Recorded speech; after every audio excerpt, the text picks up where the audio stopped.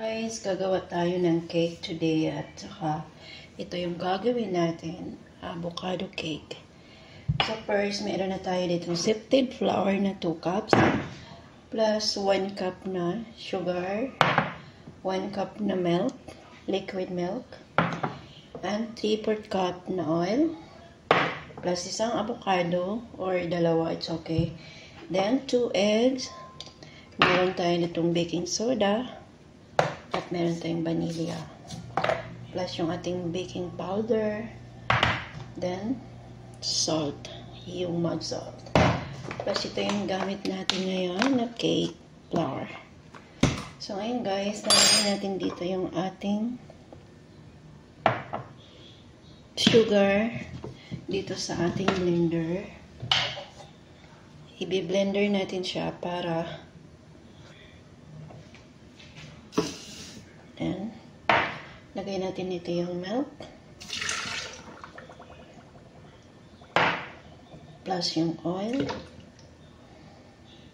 and then yung egg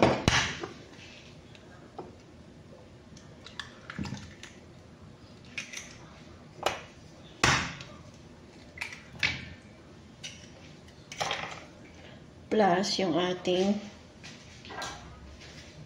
avocado. I-blender natin siya.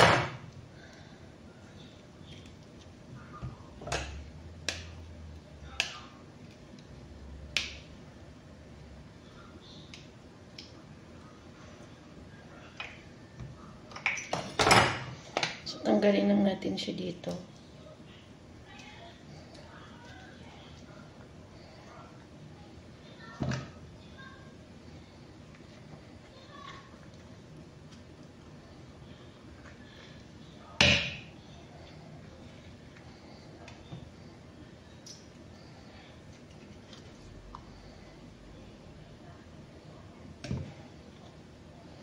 So, expected na magiging kulay green or parang hindi naman siya totally green.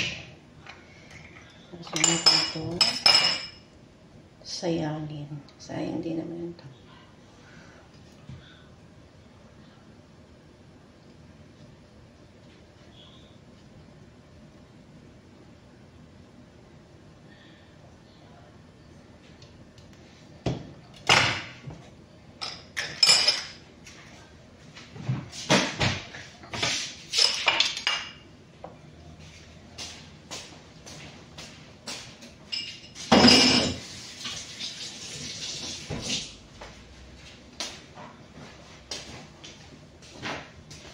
So, i-blender na natin siya.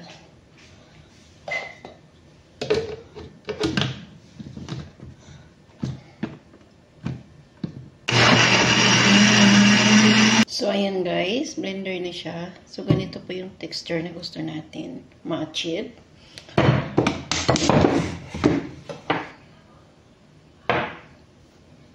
So, ngayon guys, maglalagay tayo ng ating baking powder.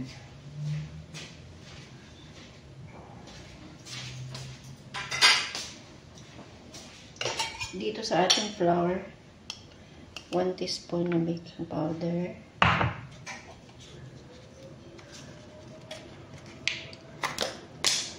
One teaspoon na vanilla powder. Plus, konting salt.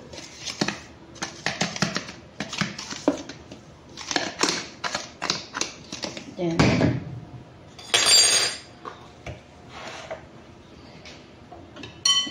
haluin natin siya.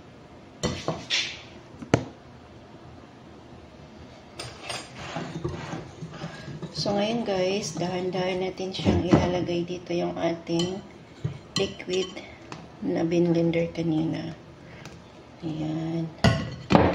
Plus, ganutuin natin siya. Mix natin siya ng padahan-dahan. Tapos, lunod nyo pa.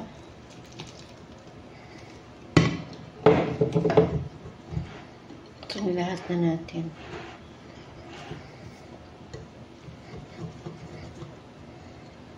Tapos mag-preheated oven na tayo guys before natin to i-mix para make sure na mainit na yung oven bago natin isalang.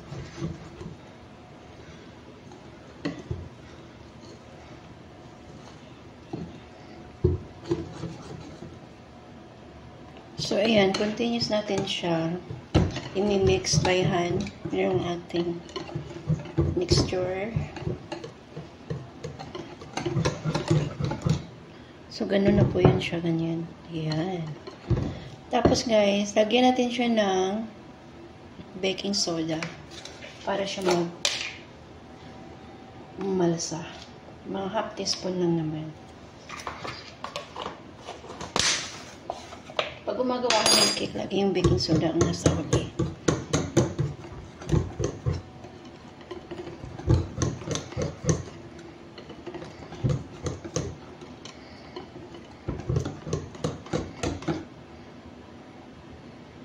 So, ayan. Ganito na po siya.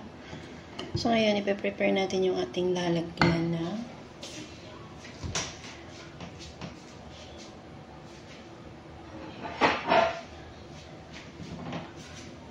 so, dito ko siya ilagay sa Pyrex na square.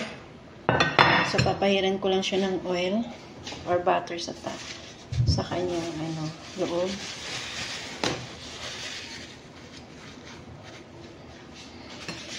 Para hindi siya dumikit. Then, magdadust tayo ng flour or harina.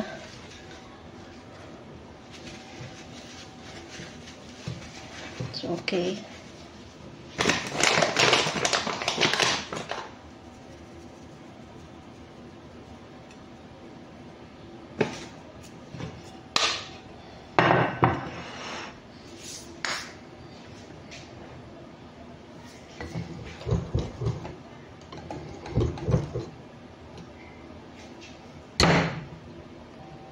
So, ayan, ready na siya. So, lalagyan ko siya ng sesame seeds.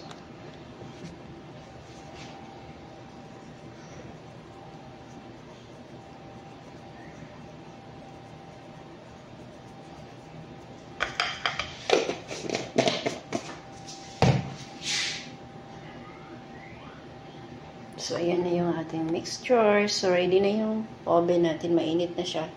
Kaya lalagay natin siya sa oven for 20 to 25 minutes or less. Ating cake. Go, it's ready.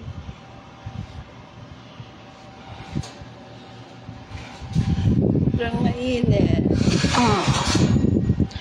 Tusukin na natin siya.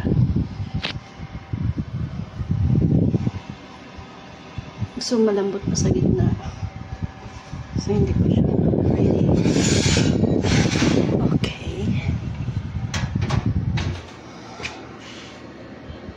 Here we go. Finally, my cake is done. My avocado cake is gone.